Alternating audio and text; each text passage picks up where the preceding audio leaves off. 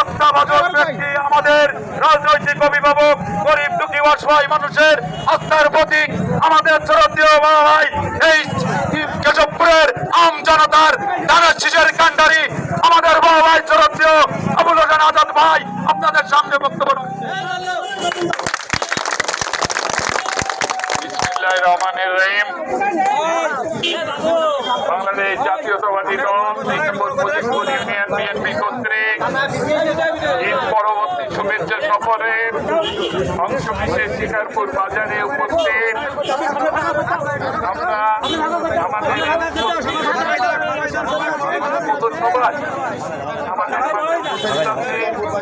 আমাদের union BNP সভাপতি Abdur Rahman, senior সহসভাপতি আবু সাইদ, আমাদের চেয়ারম্যান পলাশ, আমাদের রহমান ইব্রাহিম ভাই ও আমাদের ইউনিয়ন থানা বিএনপির সহসভাপতি রিজাউল ভাই সহ ইউনিয়ন বিএনপি যুবদল, ছাত্রদল, স্বেচ্ছাসেবক দলের বিভিন্ন পর্যায়ের নেতৃবৃন্দ, এলাকাবাসী ভাইরা, আসসালামু আলাইকুম। যেহেতু এখানে ওয়াজ মাহফিল হবে, আপনারা সব ওয়াজ মাহফিলে শরীক হবেন, আমি আপনাদের কাছে সেই আহ্বান রাখি। বেশি বক্তব্য না, শুধু এইটুকু বলতে চাই, আপনাদের প্রিয় নেতা তারেক রহমান আপনাদের তৃণমূলের দিকে তাকিয়ে আছেন।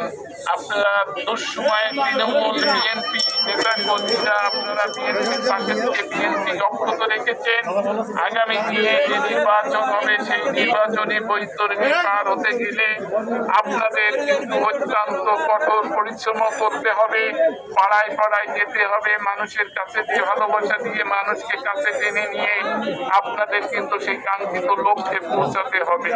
আজকে বিএনপি যদি রাষ্ট্রীয় ক্ষমতায় যায়, আমাদের প্রিয় নেতা তারেক রহমান ৩১ দফার মাধ্যমে একটি উন্নত বাংলাদেশ গড়ার প্রত্যয় ব্যক্ত করেছেন।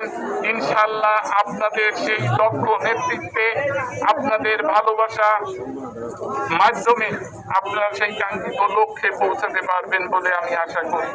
আমি বক্তব্য দীর্ঘায়িত না করে আমরা এখান থেকে প্রতাপপুর বাজারে যাব, ওখানে ইনশাআল্লাহ আমরা মাগরিবের নামাজ পড়ব।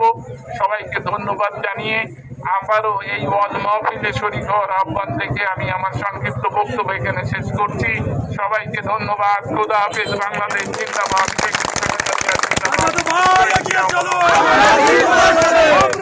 তোমার সাথে